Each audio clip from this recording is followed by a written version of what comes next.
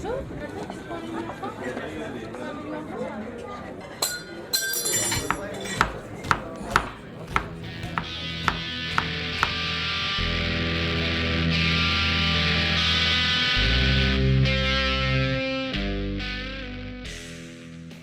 I think I realised that actually you can have these amazing opportunities and experiences. You can travel and, you know, like I say, I don't have loads of degrees and stuff, but I've managed to, you know, work around the world, travel most places, work with incredible people. For me, that's absolutely brilliant.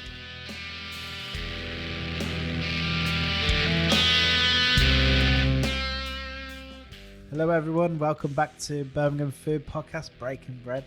I'm your host Liam, and sitting opposite me is the handsome. I was wondering what to say. I was going to say lovely, but it's not really. No, I am lovely. See, you're not wrong, and I am handsome. So you're a good bloke, but I don't know if I'd describe you. I don't know if I'd describe any of my mates as lovely, to be honest. I'm lovely. I don't want to be anyway. Sitting opposite me is my co-host Carl. Yeah, lovely, handsome Carl. Sounds a bit flat. I'm doing you injustice now. Either way, here we are. How you doing, mate? Yeah, buzzing. How you doing?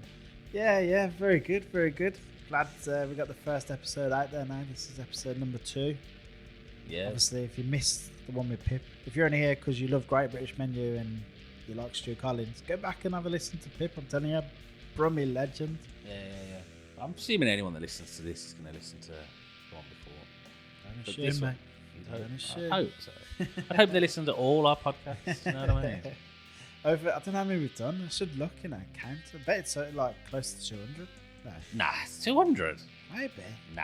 3 years. Over 3 years now. I'd guess about 50. Nah, definitely more than 50. Okay, we'll have a look on Spotify later. Definitely more than either way, this is just not important. Yeah, thank you for joining us. As ever, I will say, if you do enjoy this episode and you enjoy any of our episodes, please help us to spread the word about how great Birmingham is. We are on this mission to tell people, listen, Birmingham's not shit. I'm telling you, man, it's fucking brilliant. Who said Birmingham's young and knock them out? It's absolutely brilliant. And if you're listening to this, you probably think Birmingham is brilliant too. So help us out, spread the word. And all you have to do that is give us a tiny little like and a rating. And if you really, really like us, give us a review on Spotify and Apple, because Spotify's done this whole new thing now where they've introduced a rating system, and I'm pretty sure they'll be pushing ones who get quite good ratings. So if you could do that, that will get this word further and tell everyone how great Birmingham is. So if you could do that, we will love you forever. Not just our episodes, not just our podcast. Support any independent podcast. I'm not going to go on a massive rant, but I do want to get this out there. There is a lot of podcasts out there now. It felt like during lockdown, BBC and loads of other places decided to pile a load of money into podcasts, and now like Apple and everything, it's just flooded with podcasts, and a lot of them, I mean, I'm not slagging them off, this is the positive podcast, but a lot of them are just, let's get like a celebrity and pile a load of money into it. And I feel like podcasting was more about maybe what we did. We had a passion, burning passion to talk about and speak to chefs. So we went out there and created it on our own, like no money, no nothing, just went out and put hard work into it. And that, a lot of independent podcasts are still out there doing that. So make sure if you do listen to them, just give them a little review or drop them a message on Instagram, tell them you like what they do, because it really does mean loads to us, doesn't it? 83 episodes. 83 episodes. That's a lot of episodes. That's a lot of episodes. Jesus. Did you hear what I said? No, I wasn't listening. Yeah, I did. Of course I did. Yeah, man. Yeah, this is all in our spare time. It's just a hobby for us. We love doing it. Yeah. There's nothing really. And I was just saying, there's loads of podcasts like that. Yeah, there's loads out there. So support some them. Are good, yeah. Give them a like. These people are putting a lot of effort in. Most of them are good. I just feel like radio's like just seeing it as another way of making money out of advertising. A lot of places are, and that's not what we're about. It's not what a lot of independent podcasts are about. Like, we love it. Yeah, we absolutely love it. Yeah. we get to do like we just know about cool restaurants like 670 Craig Treadwell. Yeah, we went there the other night. And a big part of this podcast, we've made friends with a lot of these chefs. So Met a lot of friends through this podcast. Cray is someone like, I mean, we were talking. The first episode we did with him was like 3 years ago. Like it was fairly fresh. Yeah. Into making the podcast. He had no restaurant then or nothing. He'd just come back down from Leeds, man behind the curtain. But we just clicked. Genuinely, like really nice guy, wasn't he? Like yeah, Sam. Got on really well with him. And Yeah. he's fucking talented as well. Surprisingly talented, mate. Like when you chat to someone and they're so sound and you like just think they're a normal person and then you forget just like, oh, hang on a minute, he's fucking like Michelin Young Chef of the Year. Like, Yeah. it's not just us who think he's talented. Michelin Yeah. think he's talented. That new menu, mate. Yeah. Unbelievable. What was it like? 11, 15 I courses, lost count. something I like lost that? count. Yeah. He didn't give us the menu, so I lost count. And I 12, was like, oh. I think it's 14 or 15 courses. It was a lot of food, man. A lot of food. But it was great, wasn't it? We went down there and we hadn't been there since it full opened. And when it opened, it was good. But it's gone up another notch now. Really has. So it's firing on all cylinders and it's on a par with anywhere else in the city, especially for how exciting it is. When he tells you what's on that plate and on that dish, you sort of do a double take. You're like, you've put them things together. And then you put it in your mouth, you're like, that's why he's put them things together. Jaffa cake with the pork scratchings on top. I know, yeah. Unbelievable. Absolutely unbelievable. This man's doing some crazy stuff there. It's so good.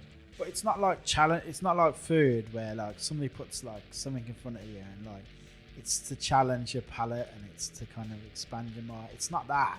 It's just things that you really love to eat. It's flavors you know and love, but just in a more refined dish. You know what I mean? Yeah. And just mind blowing. Absolutely mind blowing. Man's smashing it. Yeah, loved it. Loved it, mate. We've done well for food though, haven't we? We've been there in the same week. The same week. Same week we did this podcast and we could talk about the food because we ate after recorded the podcast. Yeah. So this might sound weird. We're not, when you hear the podcast, we hadn't eaten there yet, but we're eating there now. Yeah. Because obviously we do this I never after. thought that. Yeah, but oh mate. So obviously this episode is obviously Stuart Collins from Great British Menu fame, but other than that, just what a nice guy. Docket up in Shropshire.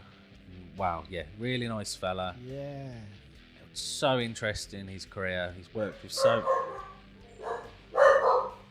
That's Jez again. Yeah. You know Jez, co-host Jez. Yeah. The third member of the team. The third member of the team. He's alright. I don't even know where we were now. We were talking about Stu and so we ate there then. Yeah, and we ate after. And man, the food was good. Yeah. So fucking good. It's nice as well, going up to Shropshire, like it's not that far. Do you know, it took us an hour and a half because we live like south of Birmingham. But from Birmingham City Centre, it's only an hour, less than an hour. Yeah. So it's not far. And there's trains. I think Laura bought your brother up there on the train, so you can get there. Yeah. But just a really nice restaurant in a really nice town, like, you know, Shropshire. Whitchurch, yeah? Yeah. It's in the Michelin Guide. Again, that place, how that hasn't got a star, I think it's criminal. Absolutely criminal. It's as good as any one It's as star. good as any one star I've ever been to. It's on a par with any of them. And the service was great.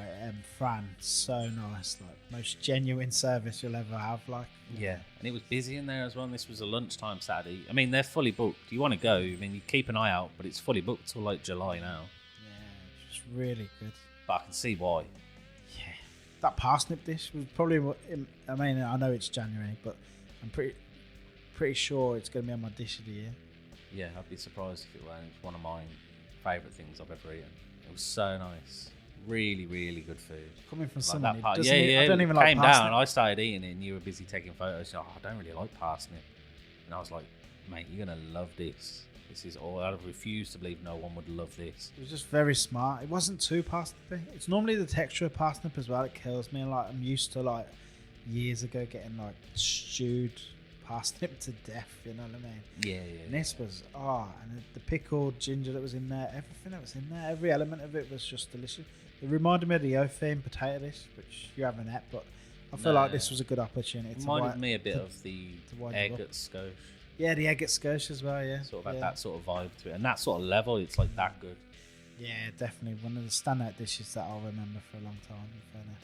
Yeah. But But every dish. course, there wasn't, normally on a tasting menu, there's like a course that comes along and you're like, well, it was nice, but, but everything. Yeah. Like normally even the cheeses, like you pay extra for the cheeses a lot of these places, and often I'm like, oh, I could have done without that. I didn't need to get the cheese. Because if it's there to get, I'm fucking getting it. Yeah, it's like we were saying with Creative, like it's like you might not never go back there, or you won't be there certainly for a long time. So you might as well take the opportunity and get everything. Yeah, get it. It's on there. But it was great. Even the cheese course was fantastic.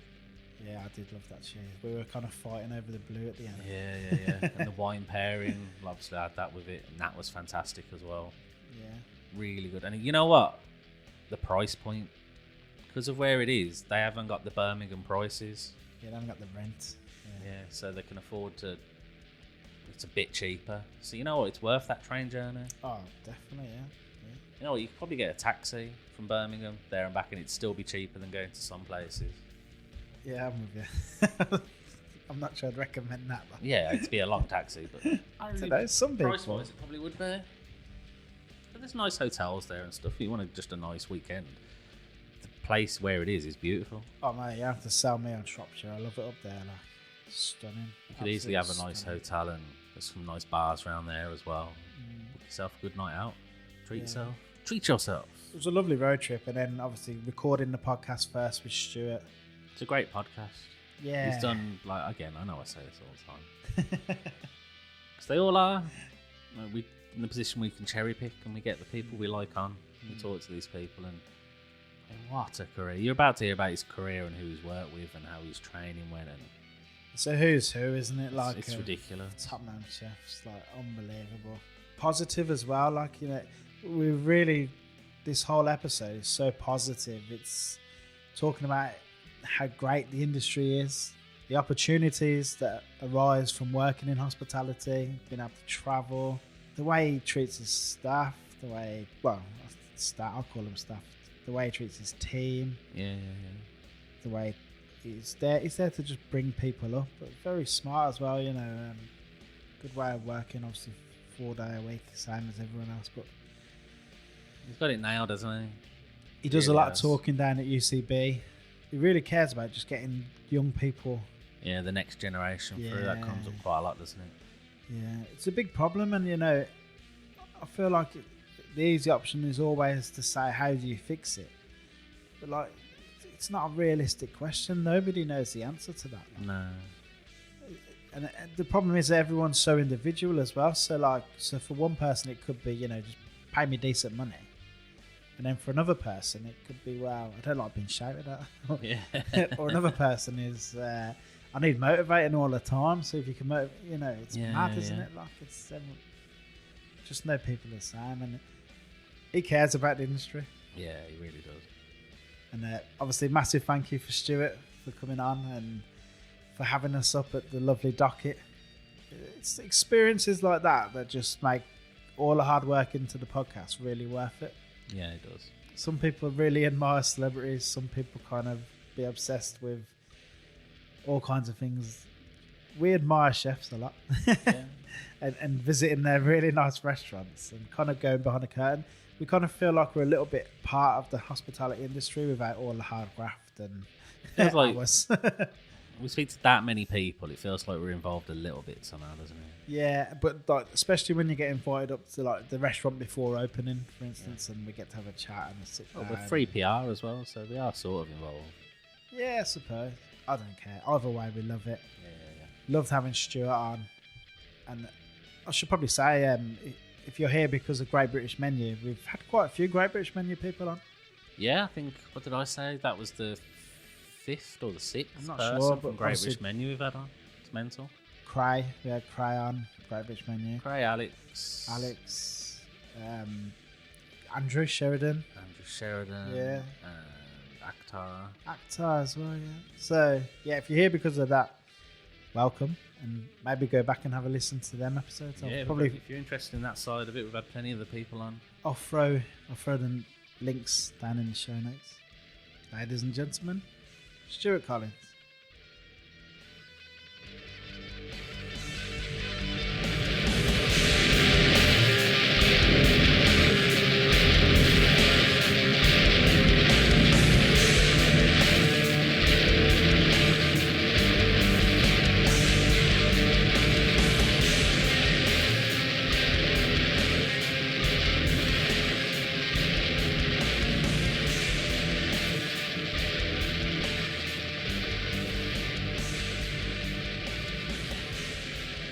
Stuart, welcome to the show. How are you, mate? Morning, how are you? Good. Very Great. good. Very good. Good to be here. It's a lovely restaurant. Thank you so much. It's absolutely stunning inside.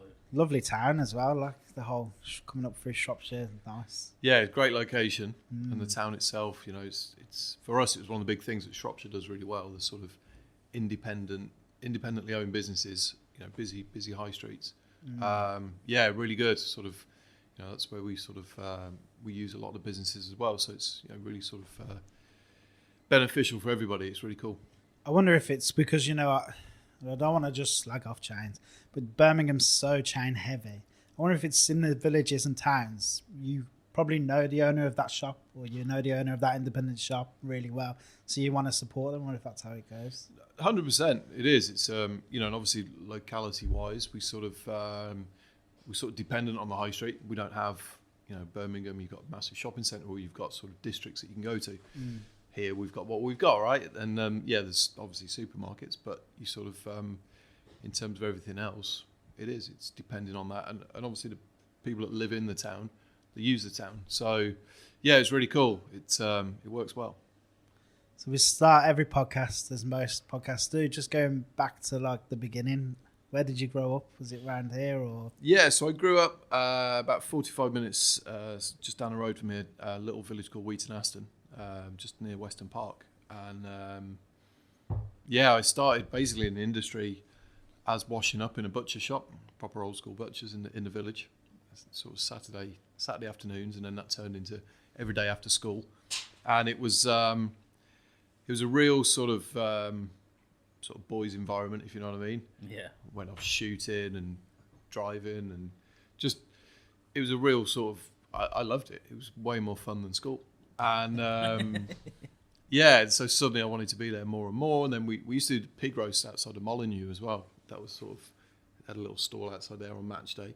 And then some event catering, outside catering. Is that your team? No, I don't actually follow football. No? Saturdays, isn't it? I mean, it was time on Saturday. Like, Yeah, you don't have much. busy cooking. But yeah, and it moved from there really. And then there was a pub that we were supplying from the butcher shop, and a really sort of enthusiastic head chef there. And I ended up moved across to working in the pub. And then I remember he started talking to me about these Michelin Stars, these restaurants and obviously this was pre Instagram and all that good stuff. Yeah. Showing my age now. But yeah, and he was sort of talking about this thing, and I remember him talking about Birmingham, and it just sounded like this sort of holy grail of restaurants and cool stuff. And I was like, okay, cool. And he said, go along to the open day at Birmingham College. Go and see what you think of it. And literally, that's how it went down. I went, loved the college. As I say, school, I sort of fell out of love with school. Went to the college, and for me, it just seemed brilliant. You've got the sort of, obviously the academic side, Yeah. but you've definitely got the practical side. But it sort of clicked straight away, like, I'm enjoying this. And then signed up, got involved, did quite well, got into the culinary team, and as with sort of a lot of the great chefs in the region that have been to the college, you sort of get the better work placements and stuff. So I went down to London, down to Gary Rhodes, and then I went down to Michael Caines at Gidley Park for sort of my 2 work experiences. That's some work experience. Incredible, right? I mean, sort of polar opposites in kitchens. Gary Rhodes' kitchen was super busy. I forget now, but it was 100 plus covers for lunch, same for dinner. Big kitchen, big brigade, very fast paced and brilliant. And then Gidley was like 30 covers, I think, 5 chefs, a lot more detail in the cuisine, obviously like 1-star to 2-star, and yeah, very contrasting but great experiences. And then I was really fortunate. Michael said, "Look, when you finish college, there's a job if you want it, so come work for me." So you made an impression then. I must be good at picking lettuce or something. So yeah, and yeah, and then that was it. And you know, sort of, I went down to Gidley, did about 4.5 years down there, which is brilliant. Just such an education. Very, I don't know if he still does it, but he used to have this sort of ethos in the kitchen where you had to do a full year on each section. It didn't matter really your age, not necessarily your experience, but you had to do the full year. So you start on the garnish, and then you move across to like the commie section on the larder, then the hot starters, and then onto the meat and fish, and someone will move in and out of pastry sort of periodically. And Which section did you enjoy most? Definitely the hot starters, because there's a bit of everything. You get sort of the the sort of intricate garnishes as well. But then you also get to there was quail and foie gras and fish prep, and so you get a bit of the best of both.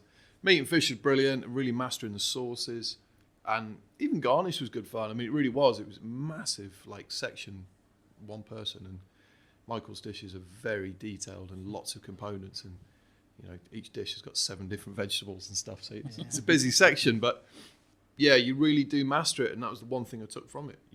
Because there's no sort of I've been here 3 months, chef, I should be promoted. You go through the whole year, you learn every recipe, you learn how the ingredient is. You start to understand about how an ingredient can maybe change through a season and stuff, and how you adapt it, and solid foundation. And there was no fast track, so you take so much on board. It's brilliant. Was that true of pastry chefs as well? So do pastry chefs have to go and do all the garnish and everything as well? Yeah. So there was a few chefs that we had that sort of were purely pastry through the time I was there, and then there was 1 or 2 of the lads that sort of moved across into pastry and managed to get a year or so in there.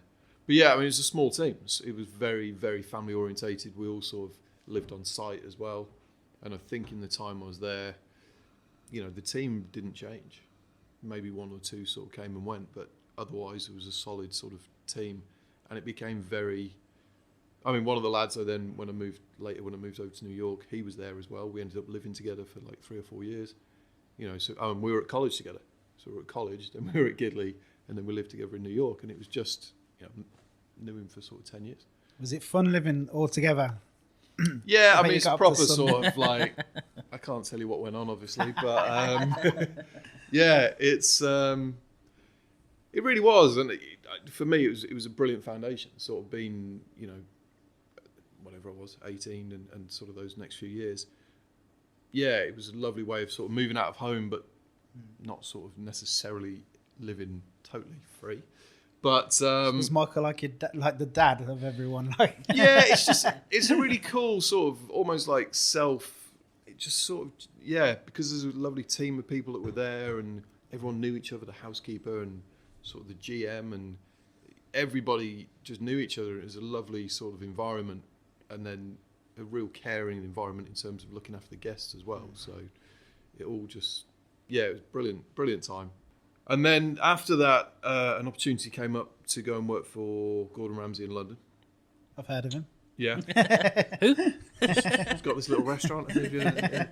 And yes, on to Hospital Road, which was brilliant. So moved up to London. What sort of level chef did you move in at?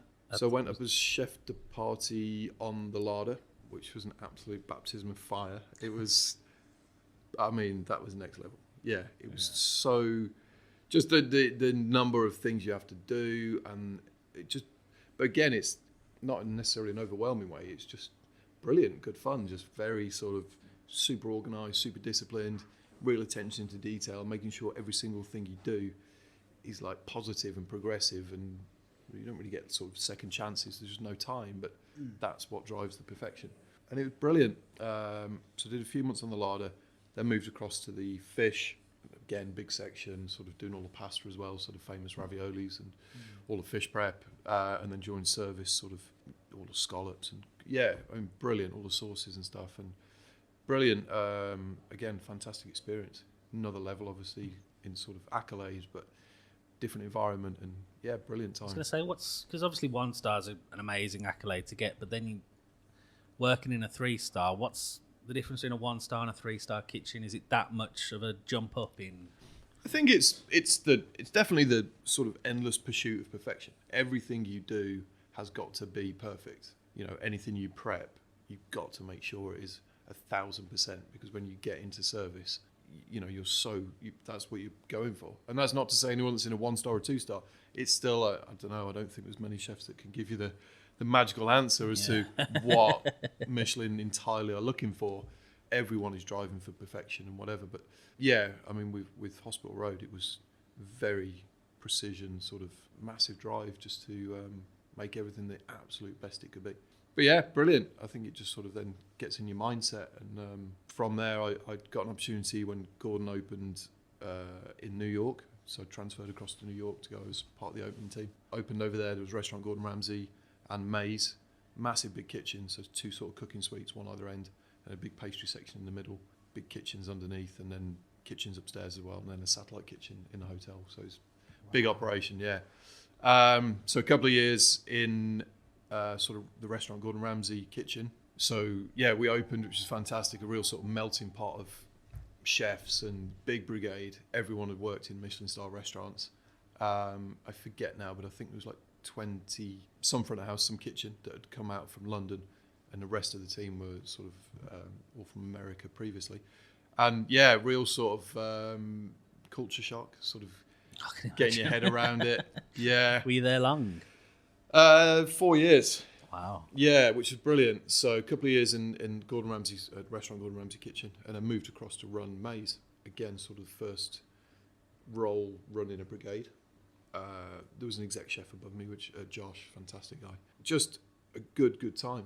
You know, different style of cuisine, different style of, I don't know, it was interesting just to see the adaptation of what we'd done in London, or what Maze had been doing, to then mix it up to suit the sort of American dining scene. I was going to say, is that much different to ours? So, as an example, with Maze, it used to be sort of 5 sort of smaller plates, and after a very short period, realised it just wasn't enough sort of volume of food, and simultaneously, Gordon had launched Maze Grill in London. So then we ended up ultimately putting like a grill main course. So you get 3 small plates, then a grill main course, then a dessert. So it just sort of bulked it out a little bit. The dining scene there, you know, it was very quick. People come in, they have dinner, and especially in a slightly more casual environment, it is very sort of, they're there to eat and they're on their way. New York's just fast. Everything about fast New pace, York's isn't it? fast. Yeah. 24 hours a day, fast. So yeah, we just need to sort of strengthen the menu a little bit. But again, it was brilliant. It was a simple and a really nice way of enhancing the menu, and then bringing almost the two concepts from London, sort of bring them together. It was brilliant. How did you find living in New York? Yeah, good times. Good times. What would I have been? 23 through till 27. Living a dream. Oh, great age to be there. No, yeah. It's if anything, I just wish you'd sort of taken stock of everything a bit more. Having so much fun, working hard, playing hard, and just we were fortunate to go back a few years ago and sort of catch up, and it was nice to do it at a slightly slower pace, and just but really good time, and just made some great friends, and still now, you know, keep in touch with so many people from there. It was such a welcoming place, really is. They get a bad rep, New Yorkers, but like I've been 2 times, and every time they're so friendly. Like if you're stopped in the middle of Fifth Avenue with a map going, am I going up? Am I going down? And they'll always stop and say like, where are you heading? Like, I think there's I guess it's very much a lot of people move there. There's very few true sort of New Yorkers. So everyone's in the same boat, right? Yeah. Everyone's sort of it's not their town, and so everyone's in a similar situation. But I absolutely loved it there. Great times, really good. Did you find any great places to eat, or did you like the food there? So many places. I mean, it is, and it's a 24-hour sort of. There was a great Japanese place just down the road from work, and often we go down there. Or there was a tasting menu restaurant purely for sort of industry. I think it opened at 3 a.m. or something. Wow. So, you know, you sort of finish up, go and have a couple of beers, and then you could go and have a tasting menu, That's which an is brilliant. interesting one. That's a great concept. Great concept. Yeah. So, I feel like London could do that. yeah, it's brilliant. And then you've got everything in between, haven't you? And again, because of the city, the ingredients that they get, everything's available sort of, relatively sort of almost next day. And the diversity of restaurants is incredible. So much good, and every single day there was something new opening. So, you know, whether it was, you know, sort of fast food or through to fine dining, brilliant. Couldn't keep up over there. Did you go Shake Shack in the park? Yeah, That was brilliant. That was. that opened. I think it was roughly when we were there. Yeah. So it was the big boom, the original. First, yeah. Yeah. Did you go Union? Yep. Yeah. Yeah. That's some. That's mammoth now, isn't it? It's huge. Yeah. Huge. Yeah. But so many good places. New York. Why did you leave? Why would you want to leave? That's a good question. So it came full circle. So Michael Caines was then involved with the Abode Hotel Group, and they were opening the property in Chester. And back when I was still at Gidley, I remember he had these big plans on his desk, and one thing and another, and it was all sort of the initial stages. And then it finally was complete in the build. I was still in contact with Michael, and he said, look, there's a exec chef position available. Do you want to come and take it? So we had a chat, we looked at it and everything, and moved back to the UK to take that on as exec chef. And it was brilliant, again, from a career perspective, taking that next level up to running sort of multiple outlets, different size team and whatever. There was a fine dining and casual dining, and in the fine dining, Michael was bringing in the grazing plates. So again, it was a similar idea to what Maze was doing, which is sort of more common these days. But so it was about bringing that together, and obviously having the foundation of working with Michael previously, understanding his recipes and his methods, bringing on what I'd sort of learnt with Gordon, and then bringing it together up there. It was really, really good, fantastic property. I mean, absolutely tremendous property. Great team. Again, sort of a lot of the people that I worked with there, I still speak to now, and gone on to do amazing things. Yeah, and then a couple of years, and then another opportunity came up to move across to the Middle East. And I'd never been there, sort of flown through it a few times, but didn't really know anything about it. Got an opportunity to go to Qatar, flew out there, had a look at this proposal, took a decision. That's where I wanted to be. Yeah. So, moved across to Doha to work for Qatar Foundation. We set about opening two independent restaurants, one steakhouse, one French brasserie. And we also, the company partnered up with Guy Savoy, Chef Guy Savoy from Paris, and we opened a restaurant with him. So again, big operation, big sort of melting pot of people, very, very different to anything I'd done before. So that's a very different. New York, Britain, then Qatar. That's a completely different ball game, I'd imagine. Totally, everything about it, and it was very much in its as a country. I think I arrived. It was about a year after they'd announced they were getting a World Cup, so things had just started moving forwards in terms of taking it from a desert to building it into what it is now. And it was a really exciting time. A lot of vanity projects, a lot of just stuff for fun, which is cool. But yeah, I mean, again, something we will never experience in the UK. Really cool. And then the restaurants themselves were fantastic. I mean, the steakhouse, the designers came up with this idea of using fire as this sort of link in the middle. Using that, and we sort of took on this blacksmith to do all, they made like lampshades and these sort of divider screens in the restaurant and stuff, and the bread bowls, they forged 3 different types of metal. But we came back to the UK and we found this British blacksmith, a guy called Nigel down in Norfolk, and we went to see him. He must have thought we were mad when we turned up. Hi Nigel, we want some stuff for Qatar.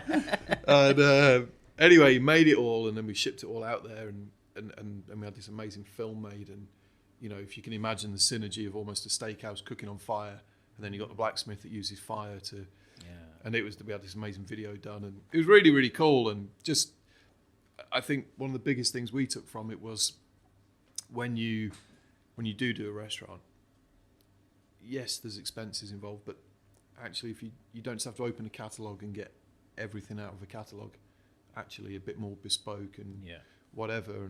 And again, you can see it these days, people getting cutlery made or individual bespoke tableware or whatever, and that was really cool. And it was nice to be able to have that opportunity, sort of, especially with someone else's money, but just to sort of get is into it an endless budget, or I was going to say, I can't imagine budget's a word. They I mean, they've got pretty deep pockets, but I mean, they were fantastic projects, that real eye openers, and sort of really, really cool. And of course the team, I forget now, I think we had 39 nationalities in the team. Wow. So very diverse, very interesting in terms of managing all those different nationalities. I was going to say, is there a language barrier there, or is it just everyone's just learned French or English and you have to speak probably one or the 50% of the team couldn't speak English, definitely not great English. The business language is English, which was helpful for us. I did wonder this, but surely when you worked in New York, when you worked in London, it was a diverse kitchen anyway. Like, so. Yeah, New York, there was a very sort of large Hispanic influence, which was great.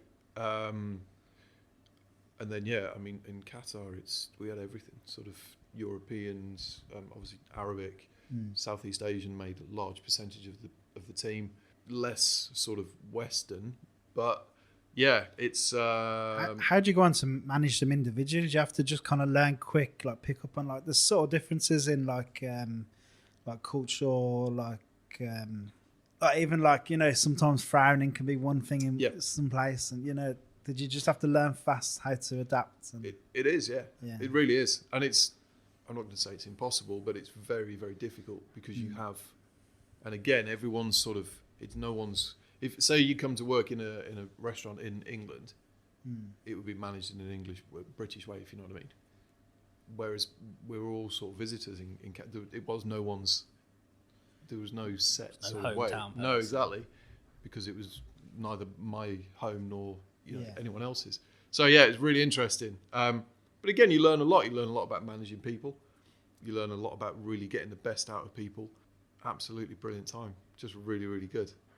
You're doing all this with your partner as well? So yeah, Fran and I first met when we were working in Chester, and then when we moved to Qatar, Fran managed to get a job with the same company, so she moved out there with me. We had a great time, brilliant time. How old were you when you left home? Because it sounds like from all this that you left very young. Like 13 out on the streets. I actually left home the day after I finished my GCSEs. So Wow. You'd be like, I moved to a pub near Birmingham in Clent. I was there for a very short time, the day after I left school, and then sort of came back, and it sort of went on to college. So yeah. Do you feel like that kind of contributed to your success? Do you feel like it was like, I have to make it now because I've left home, so if I don't, it's not like, if we were to go and work as a chef in Birmingham, it's like, oh, if it doesn't work out, my mum and dad's not going to kick us out. We'll be all right. But if you're paying for your own digs, paying for this, paying for that, something at the back of your mind, like, surely I've got to work. And once you've left home, there's something about coming home and saying, can I come back? You went to London with like big intentions, like, I'm going to go make it in the big city, and you come back, I'm sorry. Can I come back? Did that drive you at all? I think I realised that actually you can have these amazing opportunities and experiences. You can travel, and like I say, I've got GCSEs and a MVQ from college. I don't have loads of degrees and stuff, but I've managed to work around the world, travel most places, work with incredible people. For me, that's absolutely brilliant. And if it means that I have to put a bit of commitment and dedication to work and take a bit of a gamble, but equally, moving abroad, I remember speaking to like a good friend of mine, and he said, "Oh, I don't know how you do it. How do you just move abroad?" I said, "Well, listen, when I first moved to New York, I took 2 suitcases, $250, and I thought I was flying to New York, but I actually flew to New Jersey because I didn't know the difference." So there's a big chunk of your 250 gone anyway. So trying I to get to back Manhattan with into 180, and I'm like, okay, cool. But yeah, and then you just get on with it. But then it's quite nice because then you start building a life and finding somewhere to live, and no different when we moved to Doha, and it's quite exciting. It's brilliant. Do you feel like maybe we don't tell like anyone thinking about going into this industry? Only recently, there seems to be a massive thing about everyone just focuses on the negatives. You hear about all the struggles, how everyone knows it's hard graft. You work hard. We don't really focus on the great stuff. Like, if we could go to the young chefs at UCB now and say, listen, this profession you are learning will get you around the world. You could go into any kitchen around the world, and there'll be a language barrier, but you'll get over that. Yeah. No, of course, it's a big thing, and I know, like with UCB, I was down there a few months ago to sort of try and inspire a couple of people, and it's really important, the industry links that colleges in general have. And again, I mean, I'm so sort of grateful for UCB because they're the guys that put me into Gary Rhodes, into Michael Caines, and if that hadn't happened, I don't know what would have happened. I mean, who knows? But they are fantastic platforms, and it is important that links are there, and there's true stories, we all did case studies as students, but if you have someone that walks in and says, look, this is actually what happened, and it's really, really easily achievable, sort of. Well, to an extent, easily. It is, but if you find the you still have to work hard, which you but do. Everyone, you're doing everything. That's your personal application. But the benefit of that is you get to travel, you go and do this, you get to work with amazing people, you get to learn all of these new skills that being in a British kitchen maybe you wouldn't. I'm not saying wholly and entirely, but it also depends what you want. Not everyone wants to travel necessarily. Not everyone wants to move abroad or whatever. But for those that do, it's there, and the common denominator is just cooking, which is brilliant. So if you're pretty good at cooking, then you could be anywhere.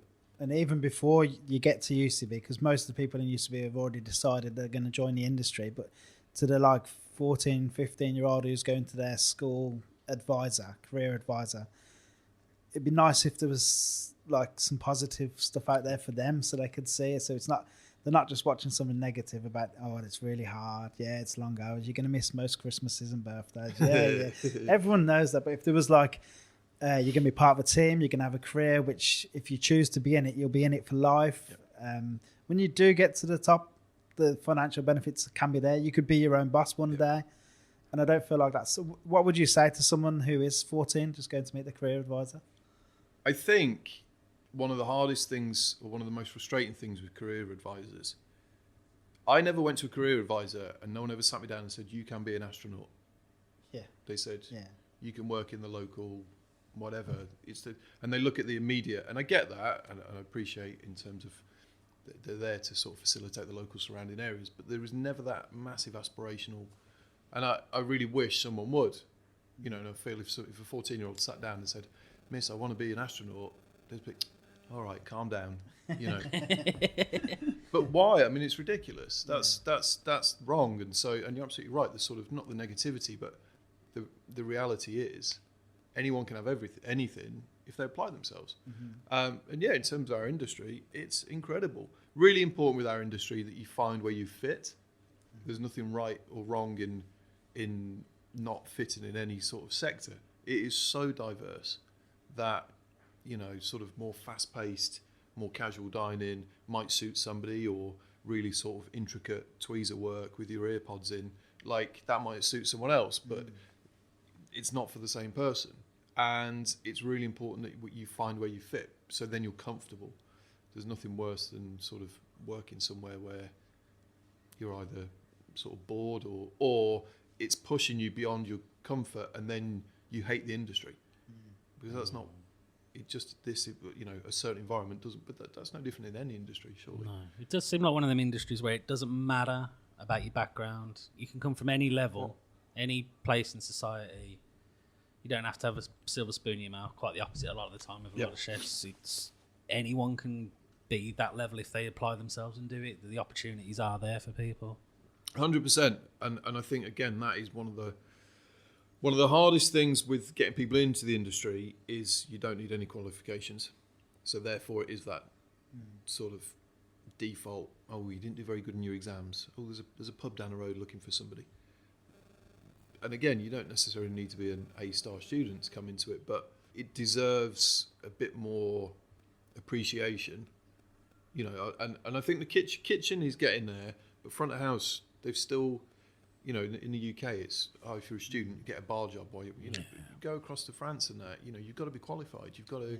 It's a career. It's a commitment. You've got to buy into it. You don't just become a restaurant manager or whatever. And I think, kitchens through the last sort of 10 years, they're becoming a bit more respected in terms of it actually being a skilled job. And I just hope it's quite quick that it follows through for the front of house, because, we can all have the most amazing food.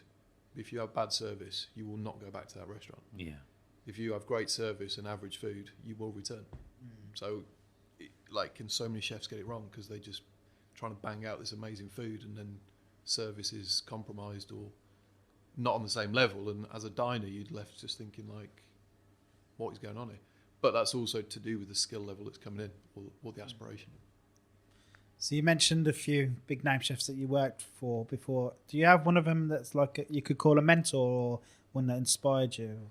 As I say, for different reasons. I think, with Michael, I look back at it and that discipline, that sort of really, I said before, that mastering of understanding, even things like, if you take blanching tomatoes, and that through the season, how a tomato changes and how you need to blanch it for longer or less or whatever. And now, sort of 20 years on, when you pick up a tomato, I know roughly, more clued up to it. It's food, and food is natural.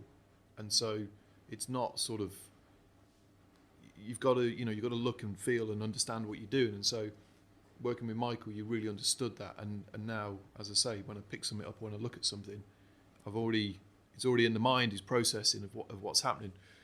And also from a management perspective with Michael, he was very recipe driven, very sort of, there was no room for manoeuvre, no room for sort of artistic creation, and I understand that, and that's cool. And I mean, look, he held 2 stars at Gidley for so long.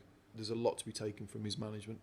Then moving across to Gordon, in a way, it felt a bit more fluid. There was a lot less recipes at Gordon's. It was a lot more, you learn how to cook. It's a lot less robotic, sort of not painting by numbers quite as much. But I think from my development, getting that painting by numbers, following a recipe, meant I then had that self-discipline and understanding the processes that when I went to Gordon's, where, like I say, there wasn't a recipe file as such, you'd still got that in your mind. You sort of knew what you were doing, and then you get your own notebook and start doing your own recipe book, if that makes sense. Yes. And again, it was just a lot more. You learn to you learn to cook. I think. No, I don't know. How do you say it? I hate the whole thing. Like, you go from being a cook to a chef. It's not that. But it's sort of, you just learn to look at the food and what you're dealing with, and then sort of make it happen to the best it can be.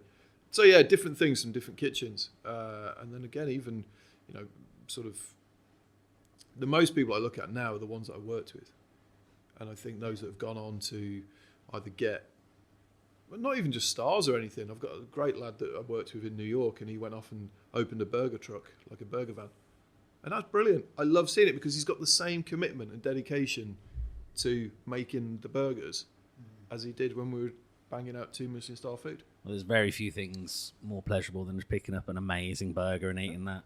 It goes back to most top-level chefs we've spoke to on this podcast now. They all say you can nearly tell how good a chef is by the way they handle an ingredient, by the way they whether that's a burger, a ribeye steak, or a scallop. Yep. So you can tell straight away.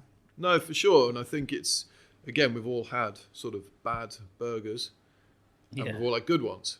And again, it's, as a chef, I think just trying to make the best of whatever it is you're making, that's inside you, isn't it? And you just carry that through. So, is there much of an job interview process? So you've moved from like Michael Caines to Gordon Ramsay to this. Is there an interview, or is it just they know you by reputation, so that's how you get the job? With Gordon's, I don't know if you call it an interview. It was sort of turn up, and I spoke to Mark Askew at the time. We sort of agreed to come on do a stars, do like a trial. And I mean, to be fair, there was quite a lot of people going through that kitchen at the time. So I think, you sort of, it was a great opportunity. And then obviously going back to Michael, I'd sort of spent many years with him, and there was a bit of a natural sort of going out to Qatar. There was quite a few interviews for that. But it's funny, I'm just thinking about my team here now, and 3 of them have literally just turned up on the door. In fact, one lad dropped me a message through Instagram. Lad that's in the kitchen right now, he turned up on the door one day, and I think that's got a lot to do with it. And I think if you go into most kitchens and you ask the same question, the opportunities are there. Sometimes maybe getting in front of the chef might be difficult in bigger organisations. It's not always that easy, but for me it shows a big thing as well. It's that genuine, not just sending like whatever quick sort of message or lazy sort of message via social media. If you're prepared to turn up to the door and sort of knock on the door, and that's the first thing as an employer that I want to see. Someone that turns up looking smart. But it's showing some initiative as well, and it's taking the effort and the time to go there. And prepared to take the rejection as well. That's quite important. Indeed. We had a lad interview the other day, just taking a new chef to party, and we were sat in here and we were having a chat with him, And I said, I think the next stage would be, let's get you in for a trial. And he said, could I do it this week because I'm on a week's holiday? I was like, yeah. He said, actually, I've got my knives in the car. Any chance I can start now? And I just thought, you know what? I like this. He's got and it wasn't in an arrogant sort of, he just, he was ready. And then that's what you want, because that is everything. That sort of starts to set his mindset, and more often than not, that feeds through to the way they work. Is there anything particular you look for when you're hiring? All it for me is enthusiasm. Common sense is a big one. Like it really is. Cooking is not easy, and it doesn't come natural to everybody, but cooking can be taught. Common sense, you've either got it or you haven't. And that is why most people, because that organisation during service, even through prep, organising your prep list, thinking about your work day, that ultimately comes down to common sense. It's not whether you're working in a kitchen or you're stacking shelves. There's a systematic way of doing it, and ultimately the success of the kitchen is down to organisation. Yeah. So if you got your lists wrote down, and something takes 2 hours, and then everything else takes 10 minutes, you obviously get the 2 hours on and start. Well, you'd like to think so after all the job. But yeah, exactly. So all we try to look for is that, and then really important is sort of trying to maintain a team dynamic of, we've got a very good team just now, and it's important we get the right individuals that come into it to maintain that dynamic. Primarily, if they come in and, like I say, they've got something about them, they're sort of happy in a sort of social environment, and bit of common sense, and then integrates really well into the team, and brilliant. So unfortunately, we're not in Doha at the moment. So how do we get from Doha to here? Oh yeah, that little. So we we were there for about 5 years, and my father became ill, so we had to return back to the UK. We needed to. So mum and dad were still down in Staffordshire, and we were looking for a restaurant. We decided that was it. We'd done enough of working with everybody else, and Fran and I were like, right, let's see if we can do it ourselves. Let's find a location.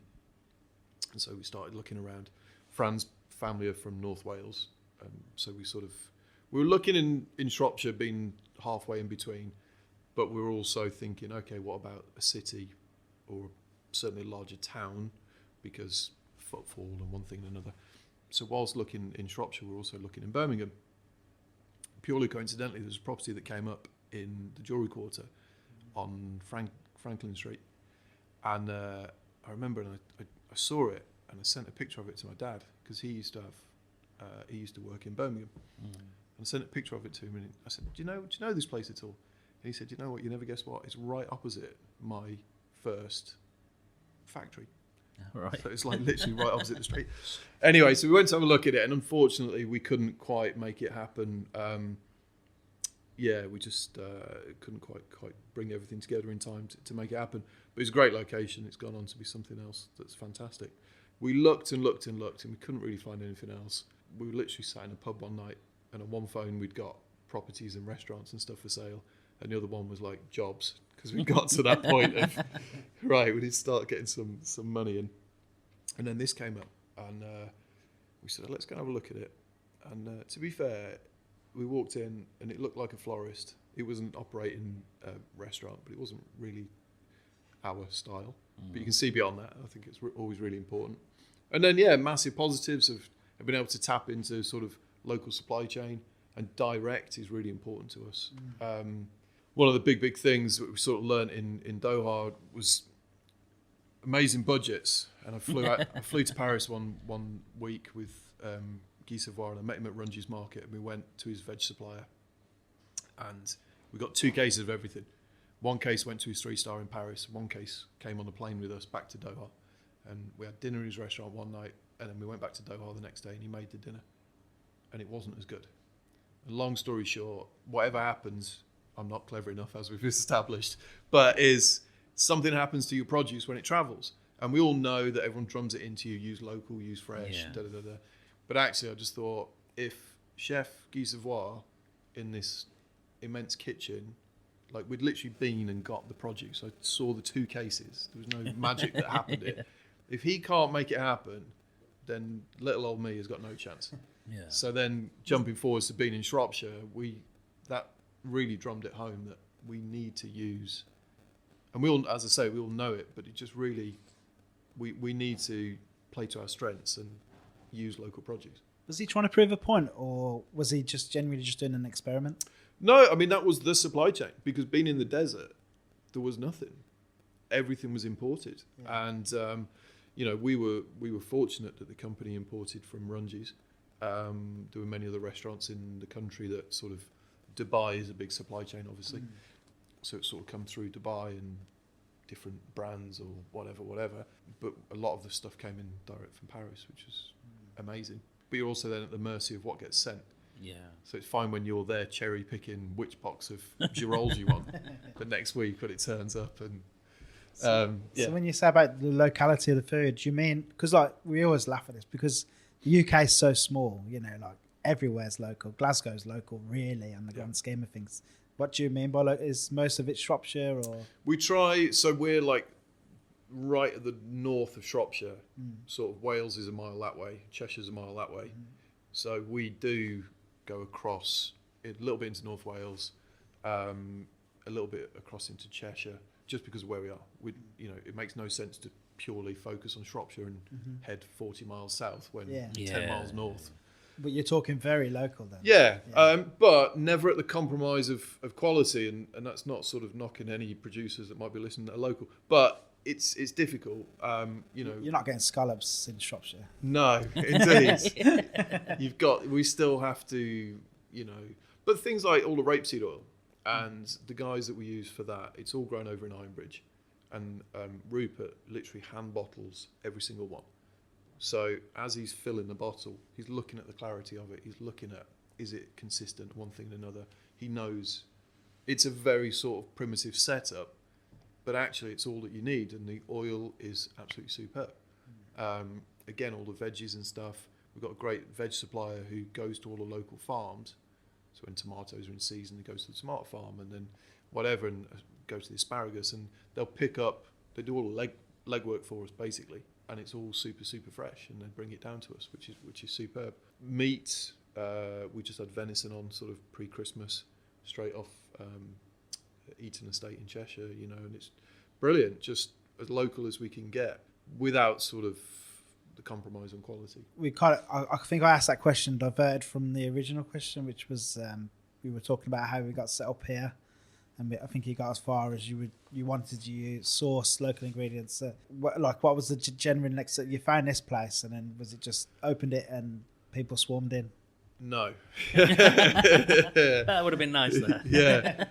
No, so we opened. So we sort of set about. We did a bit of redecoration, bit of work in the kitchen, and I wanted to go all in with a tasting menu from the get-go. That was the dream, and then Fran very wisely said, look, we need to do an a la carte menu, and we've got to get people in. And when we were decorating and people were walking past, oh, what are you guys doing? And we're going to do a tasting menu. Oh, what? What's the price point? And when we first opened, our 7-course tasting menu was £37. Wow. Right? But we were expensive. Oh my gosh. So we were just like, all right, this is going to be interesting. Anyway, so we opened and we had the tasting menu and we had the a la carte. And through probably the first 12 months, we slowly saw a move across to everyone taking 90% taking tasting menu. We then got the confidence to sort of knock the a la carte on the head. We were also doing like Mother's Day, Father's Day, Christmas Day, everything.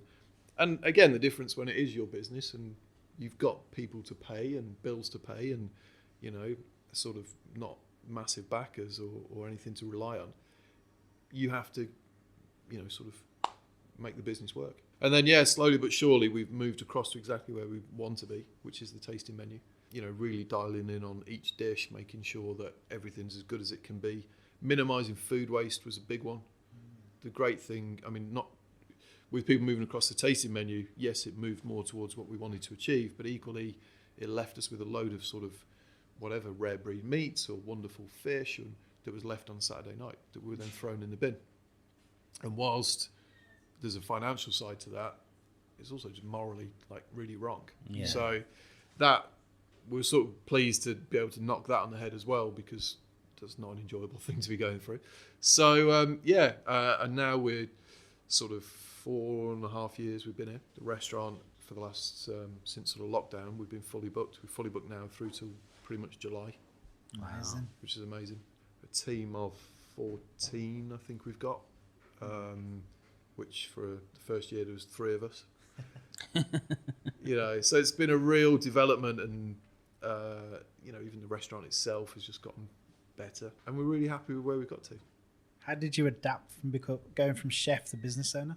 It's definitely tough, definitely stressful. Again, being in Qatar, I moved up to be like F&B director for a while, out of the kitchen, which was not really what I wanted to do, but it gave me the insight of the financials and running a business and contracts and all the boring stuff, which again, then when we came to our own thing, it just put us a little bit in better stead of, we're not just a chef and a restaurant manager trying to make it happen.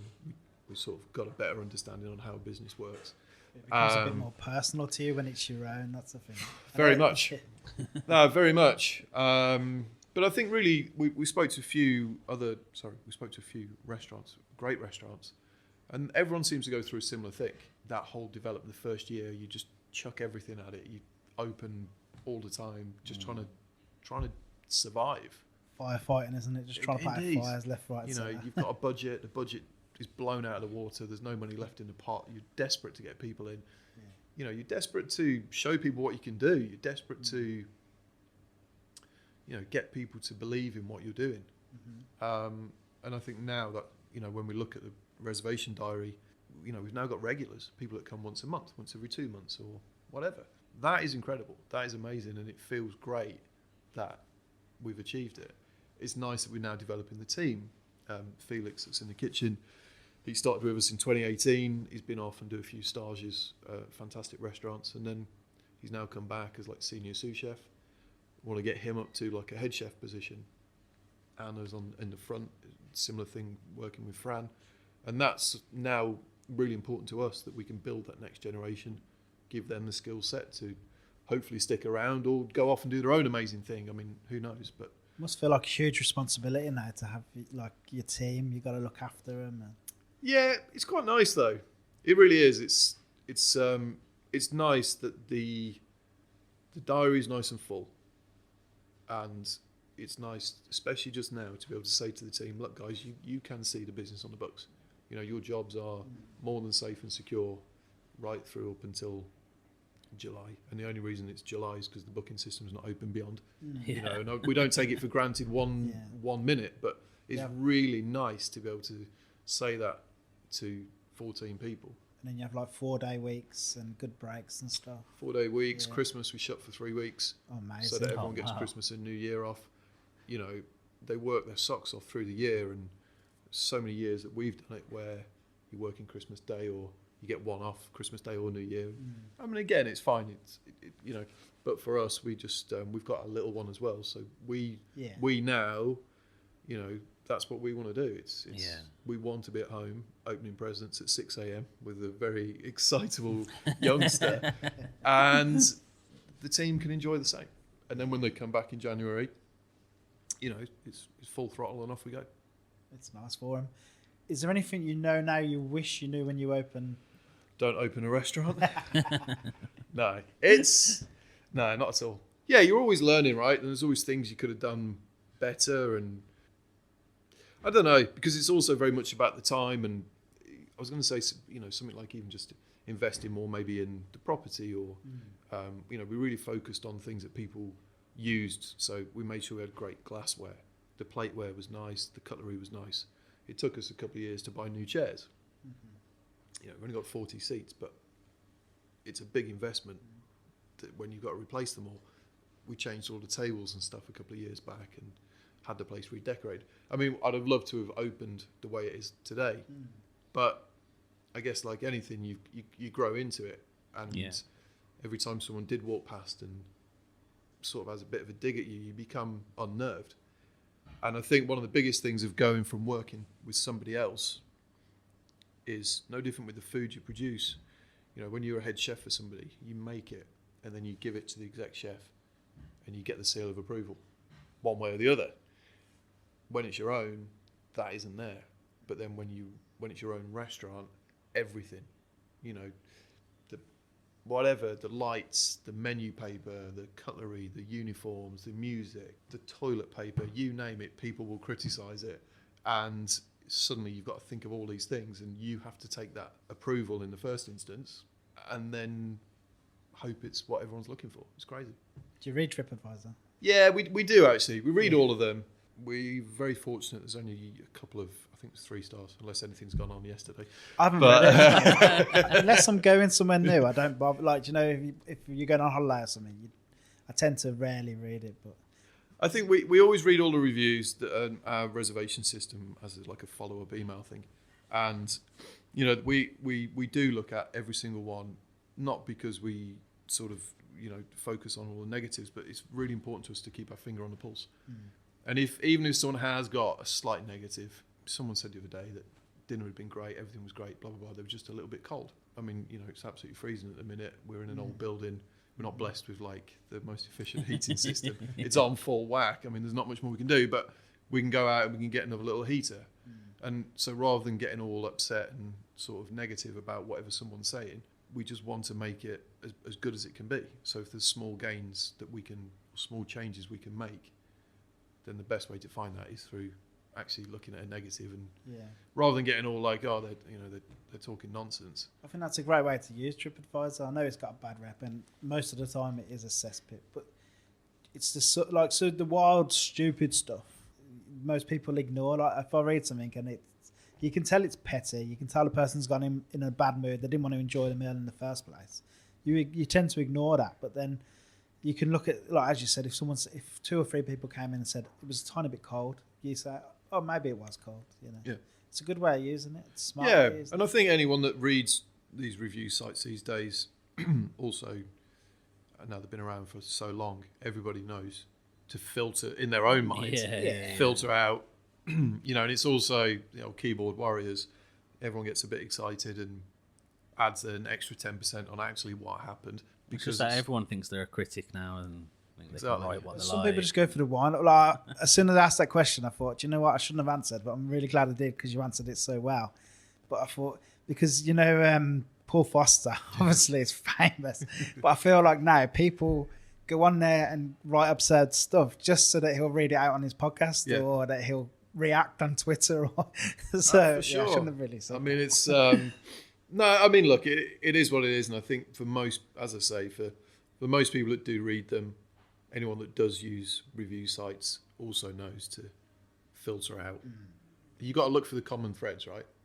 Yeah. Whether they're positive or negative. If 20 reviews constantly comment on one thing, then you know it's actually, and it's a thing.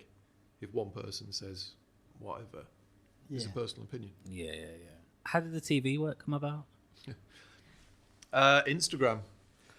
Yeah. Seems like a lot happens through Instagram. It does. It's an amazing platform these days. Yeah, I got a message off one of the producers, and they were looking for somebody to take part. Yeah, went from there, had a chat, and she said, just calling you about a show called Great British Menu. Have you heard of it? Heard of it? No, of course I haven't. Well, yeah, of course. Would you like to take part? Oh, I'll have to have a think on that. Sort of, yeah. And that's where it came from, really. Just a chat with her, and then it was during lockdown as well, so it was more video interviews and stuff, and it sort of went from there. But I was sort of recruited into it late as a COVID sub, essentially. Won't be on it this year. Just, you know, sort of put yourself in good stead for next year and be a sub this year and get involved. You got to be match fit, so you've got to get everything ready. But yeah, and then went down that route, submitted the ideas, submitted the menu on, I remember it was 25th of September because it was my birthday. Submitted the menu at 10 a.m. and then at midday they called and said, you're on. Wow. You're nervous? Well, it was such a short lead time. They'd only contacted me, I think it was about 3 weeks earlier, and then filming, if I remember, was early part of October. So it really was, from the day they told us, it was like 11 days or something. We used there's a kids pottery thing, you know, you take them and they do their paw prints on the plates and stuff. Yeah. So we got them to do all the plateware. I was like, well, where am I going to get bespoke plates from in like 11 days? So I went over there and bless them. They hand drew all the little Cluedo tiles. And So they're the ones that did the map when you did the map. so a friend of mine works at printers in Birmingham, actually, and I called him up. And I was sat at home and we were playing with our kids, you know, the little, what do you call it, where you take the shapes out with it. It's got like... Oh, like Operation. Yeah, sort of thing. It got like the little shapes in a jigsaw type thing with the little pins in them. And I sent him a picture of it, and I was like, I need a map that's like this, that's not got pins in it. So we pulled it together, which was absolutely brilliant. Pan that we used on a main course. We use an amazing company called Netherton Foundry, and she makes all the cast iron cookware. Yes, in them, they're awesome. I look at that. I never buy anything because I can't afford it, but I look at the page and like, I want to buy that. It's so good, and bless her. I called her up and I said, Sue, I need this pan. I need to represent Shropshire, and I want to do these beautiful purple potatoes down the road, and I want to put them in one of your black cast iron pans. Can you send me one tomorrow? And she said, oh, we haven't got one. And then the next day it turned up in the post. I said, Sue, what happened? She said, it's fine. I sent him out and he went and cast one for you overnight. Oh, wow. And then got it up to you, which is just brilliant. So, yeah, people were just amazing. The plateware came out of the kiln on the Sunday. I was driving down to the studio and it's like hot in the back of the car. Wow. It was so last minute on it.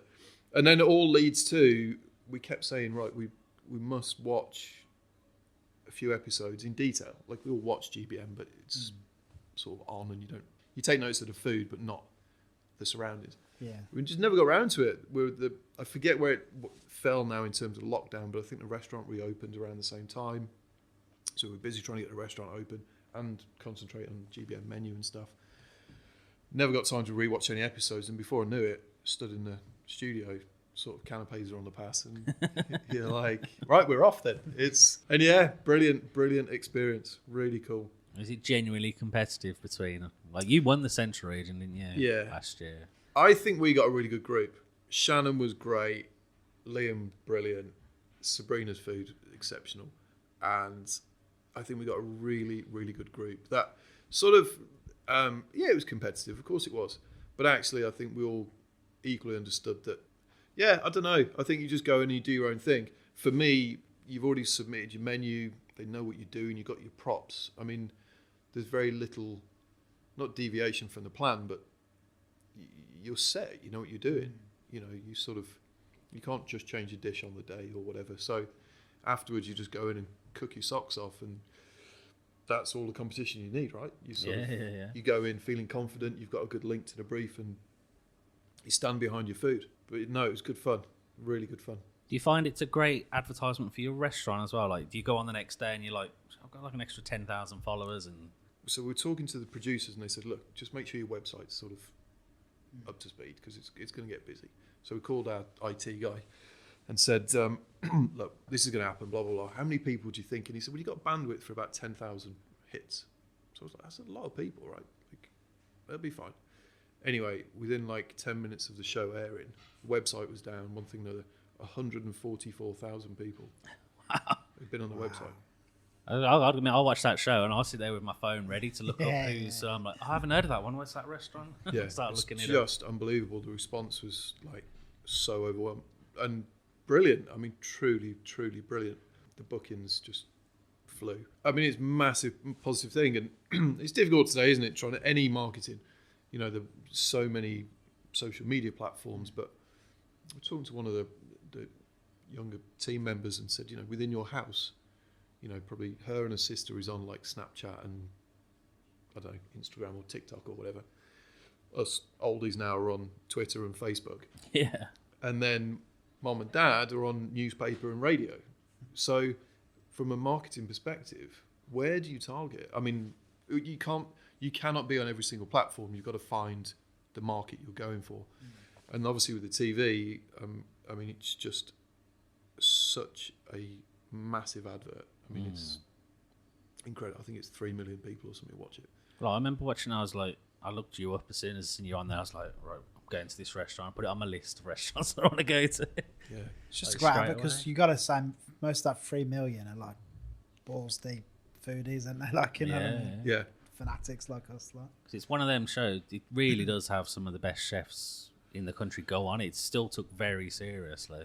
Very much. And it is competitive, and the judging is It's harsh, especially in the finals. It's very, very harsh, but in a good way. And for me, I genuinely think there is an underlying, everybody wants the best things to go through to the banquet.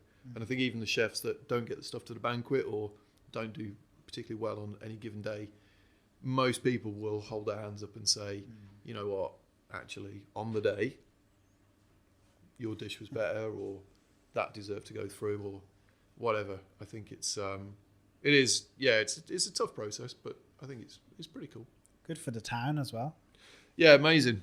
You know, to be able to show some sort of get a spotlight on the town. It's a lovely town. We get so many people now travelling. We had a couple last week drive up from Portsmouth in the day. Wow. Stay over. So all the accommodation is doing well, which is good. And people need a drink before. And this is it. So bars they're in the pubs, and then the next day they grab lunch before they go. So, no, it is. It's really good for the town. Just all in a hugely positive experience. I mean, we're pretty much Birmingham based, but when this came about, we were like, yeah, of course, it's like hour and a half, but it's not even all motorway. There's some nice roads. If you wanted to take a bit more time, if you're coming for dinner, you could stop off at a few towns along the way. Yep. It's just really handy, especially for Birmingham. Yeah, well, I barely noticed the travel here. It was. You must get quite a few from Birmingham up this way. We do, and it is that exactly what you say. Though it's that really nice escape, sort of from the city into the country. Yeah, and I mean, if you can get the weekend out of it as well, then brilliant.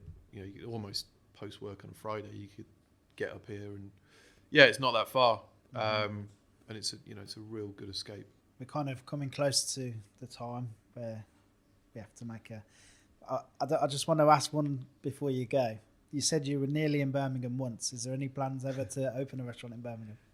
Never say never, but you know, it's funny. We've really grown into this space, and we really do love the area. Some days we think, you know, yeah, let's move to a city, and I don't know. We'll have to see. Honestly, it's tempting, but we're really enjoying it. Yeah. And at the minute, touch wood, it's going well. Is there anywhere in Birmingham you quite like food-wise, or bars or restaurants? Would you get to in Birmingham a lot? Yeah, do you even get to try these places? I mean, as we mentioned before, so obviously Andy Sheridan, he's 8, he's very good. Nathan Swift, who was at Opus, I've just seen he's moved. Is it Chapter? Yeah, Chapter. I'm booked in to go next month. So yeah, I'm keen to go and check that out at some point. Actar, obviously, we love going there as well. So yeah, so many good places, isn't there? Just so many good places, and I think it's a great town. City. Fran's shouting Penhouse. Yeah, well, honestly, she's desperate to get into Penhouse, but there's just so many good places, isn't there? And I think that's the great thing about the city. Have you got anything coming up that you want to give a plug to, or? What are we doing? I don't know. We've sort of just forming the calendar for this year. We've got a big event coming up with the artist who's got the art in the restaurant, Sam Poulistride. We've got a big event at a local venue coming up in March, I think it is. And then, yeah, festival season will be on us. So a few food festivals. We're up at Carfest later in the year as well. Yeah, just getting back into the swing of it. First week back, isn't it? Yeah, first week back. First week back and a full house. So we're, catching up. So these are my questions I ask at the end of every podcast. They do change, but the quick fire, although I keep saying they're quick fire, they seem to, some people seem to procrastinate on them quite a lot. What's your favourite movie? It'd have to be Gone in 60 Seconds. It's got to be. You know what? I was thinking about that film the other day. I don't know why. I was just thinking about it for ages. I was thinking about Vinnie Jones for some reason. I was thinking, that's a really good film. It is, isn't it? Yeah. What's your favourite band or DJ? Or Calvin Harris. That's a good one. We actually went to see him on the beach as well, which was pretty cool. So. I can imagine that was a lot of fun. Yeah, good fun. Do you have a favourite cookbook? Not a single cookbook, no.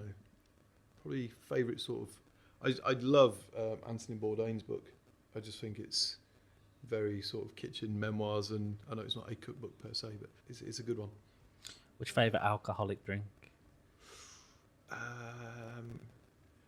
I used to be big into gin, but I have to say, I think moving more across to wine, I don't think getting old. Yeah. It must be an age thing because I'm definitely more into wine now than I ever have been. It just seems to be getting worse and worse. What's your favourite big fast food chain? Does Five Guys class as Yeah, big? that's Yeah, my answer. that'll do. Or your answer. What's your favourite takeaway? Ooh, fish and chips. Oh, good one. What's your favourite dish that you'll cook at home? Do like a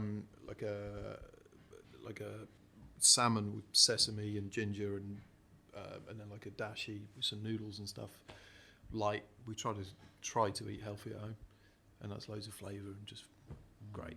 Sounds good. Definitely the best chef answer I've ever had. It's normally like beans and toast. Yeah, or it's something. just, no, I don't cook. Oh, yeah, exactly. It sounds like we live really posh. We're only at home once a month. What would you class as your favourite cuisine? Probably Asian cuisine Tea or coffee? coffee. And what's your favourite food destination in the world that you've been to? Ooh. I really enjoyed like Australia and New Zealand. I should put them the same. I think it's I don't know whether it's about. I mean, food's all about time and place, isn't it? But it just feels great down there. The produce is so ripe and delicious, and good memories of great breakfast in Brisbane or even down in Melbourne along the water there. Just really, really good. Amazing. Anything else you want to talk about before we shoot off? I need to get the bread out of the oven.